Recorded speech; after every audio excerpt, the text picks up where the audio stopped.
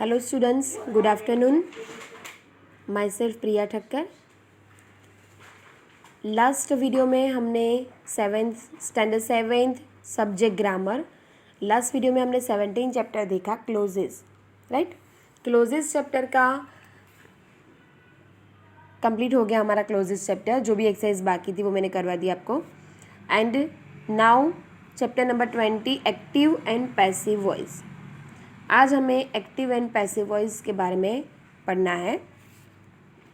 सबसे पहले read this sentences के पहले transitive and intransitive verbs in the active and the passive voice, उसके बारे में हमें पढ़ना है। ट्रांसिटिव वर्ब्स के भी दो प्रकार है, transitive verbs and intransitive verbs in the active and passive voice. Passive and active voice में ये दो वर्ब्स कैसे काम करते हैं। तो रीड दिस सेंटेंसेस में देखो, Riya reads the newspaper. Reads S है रीड के पीछे। Birds build nest, right. The verbs reads and build in this two sentences are transitive verbs as both have objects.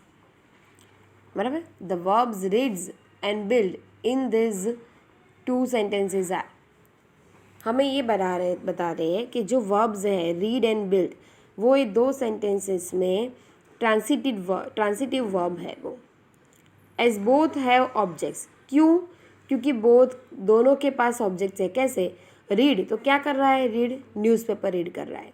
Build तो क्या बना रहा है, बिल्ड क्या मतलब क्या बना रहा है, तो नेस्ट बना रहा है। बराबर।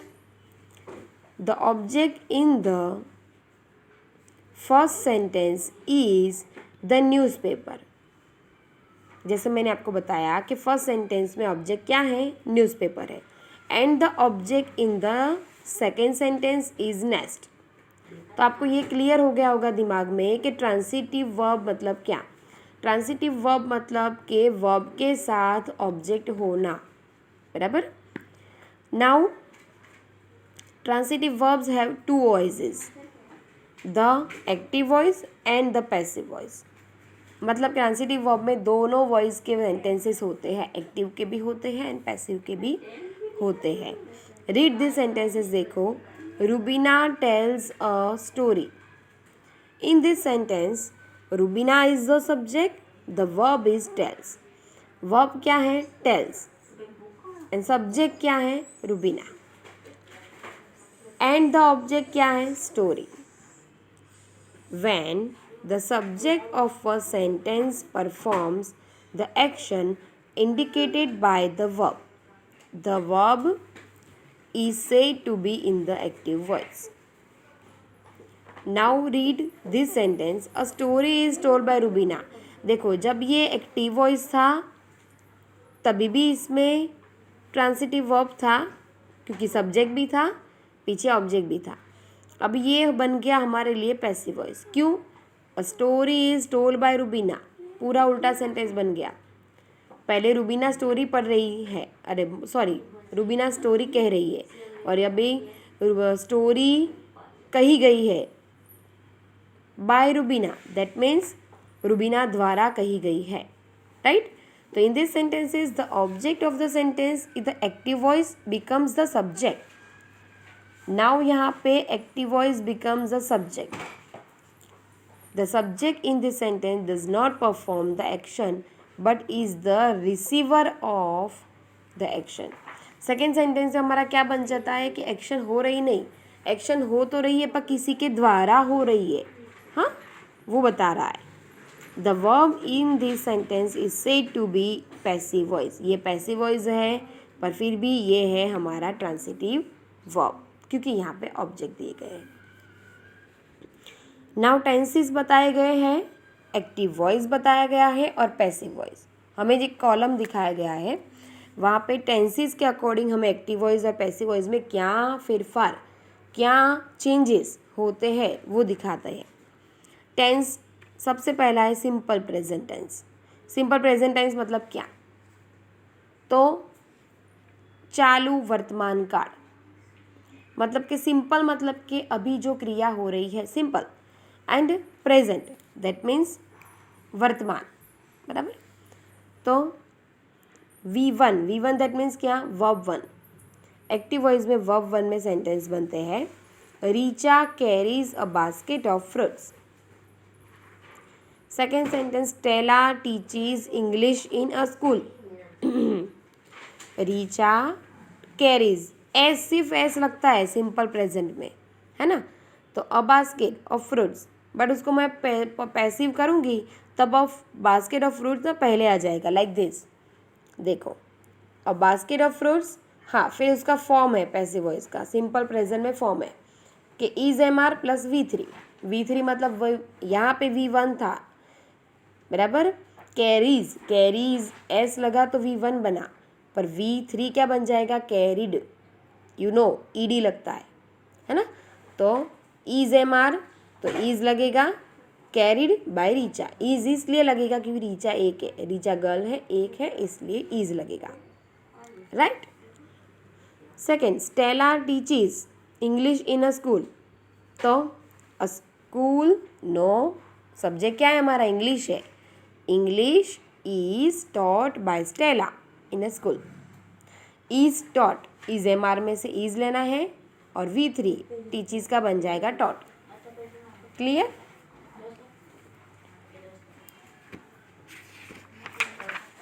Now simple past.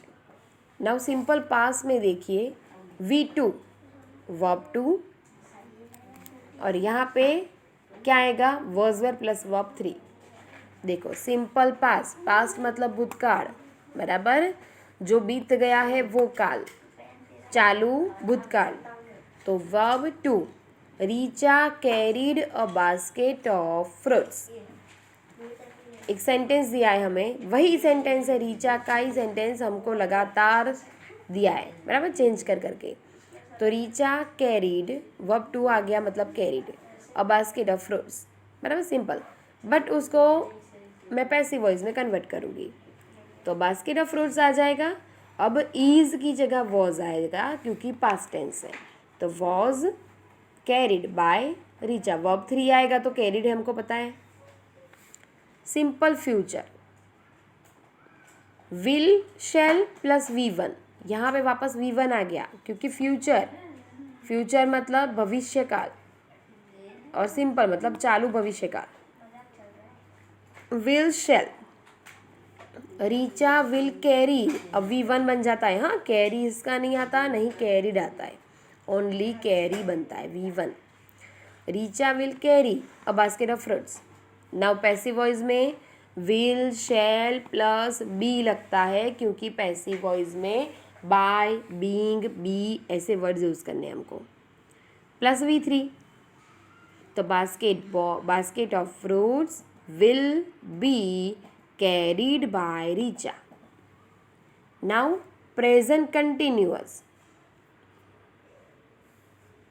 Present continuous मतलब क्या, चालू भूतकाल, अरे चालू वर्तमान काल आया अब, मतलब क्या, जो क्रिया अभी भी चालू रहेगी, कंटिन्यूज रहेगी, हाँ। तो is am are plus V1 plus ING लगता है वहाँ पे।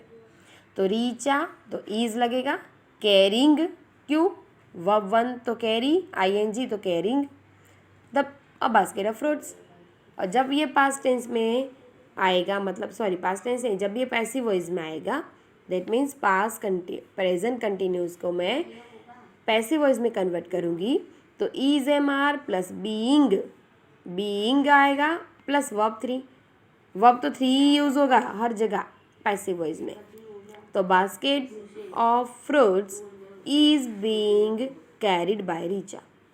अब जबकि जो क्रिया ख़त्म हो जाती है, किसके द्वारा ख़त्म होती है, वही हमें बताता है पैसिव वॉइस, इसलिए जो ख़त्म हो जाती है, जो भूतकाल बन जाता है, तो वर्ब 3 हम हमेशा यूज करते हैं, बराबर।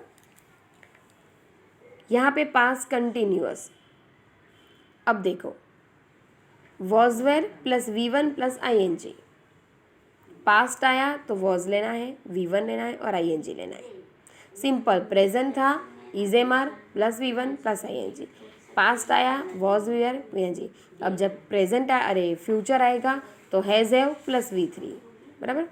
तो देखो, Richa was carrying basket of fruits. and here a basket of fruits was being carried by Richa. Same past tense था तो वॉज वेयर, यहाँ पे प्रेजेंट था तो इज एम आर, बाकी का same to same, being plus V3. Now present perfect, has have plus V3.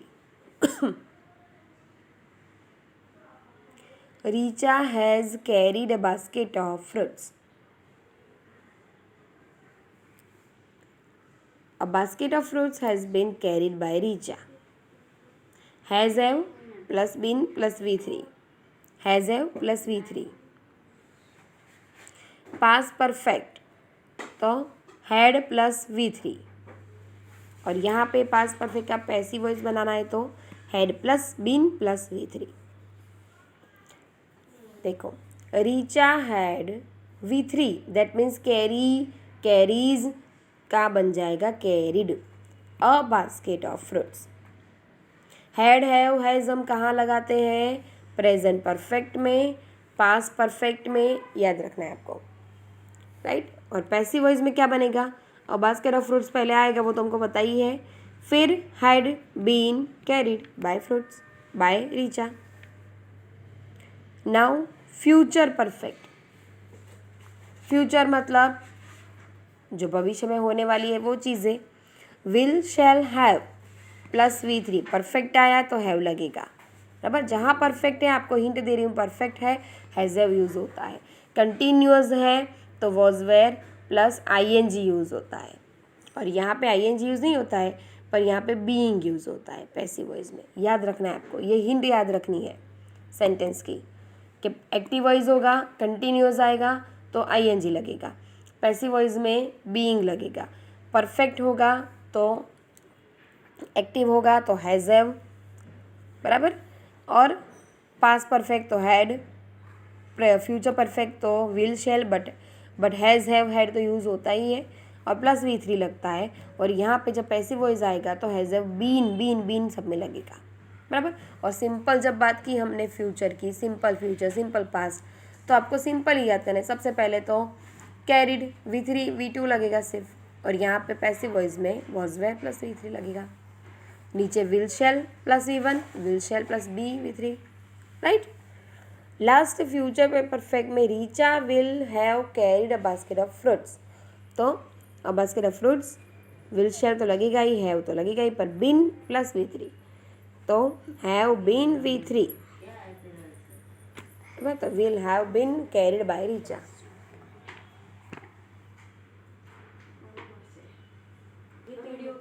Now exercise number 1, change this sentences from the active to passive voice. First one is given, Mohan sells fresh vegetables. See, Mohan sells fresh vegetables. Fresh vegetables are, सबसे पहले हम ये fresh vegetable जो है object हमारा वो यहाँ रखेंगे, बराबर. उसके बाद ये क्या है, sells, that means active voice है पर कौन सा है, सिंपल प्रेजेंट है, सिंपल प्रेजेंट सेंटेंस है, तो उसमें सिंपल प्रेजेंट में क्या रहेगा, इज एम आर, तो are sold by Mohan, sold V3 बन जाएगा, बराबर. रूल से करोगे तो जल्दी सॉल्व होगा. The customers like the vegetables, तो the vegetables are liked by customers.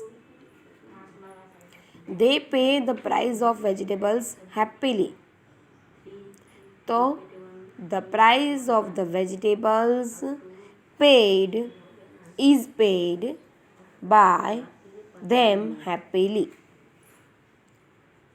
The teacher gave the students a taste yesterday. तो a taste was, सबसे पहले टेस्ट आ जाएगा क्योंकि टेस्ट हमारा सब्जेक्ट बन जाएगा. Test was given. Now was given, that means क्या, सिंपल पास्ट. Was given to the students by the teacher yesterday. जो बाकी का होता है ना, yesterday फर्स्टरडे जो भी होता है वो लास्ट में लग जाता है, right. 5 number, the mouse chase the lizard, तो उसका पैसिव बनाओ. तो ये है simple past. The lizard was chased by the mouse, बराबर। Megha will buy a new car tomorrow, tomorrow that means बाद में आने वाले दिन की बात की है, बाद में आने वाले दिन दैट मीन्स फ्यूचर आया, बराबर। तो सिंपल फ्यूचर बनाइए, अंडरस्टैंड। विल आया that means will shall plus V1 आता है, तो क्या हम समझते हैं फ्यूचर, बराबर।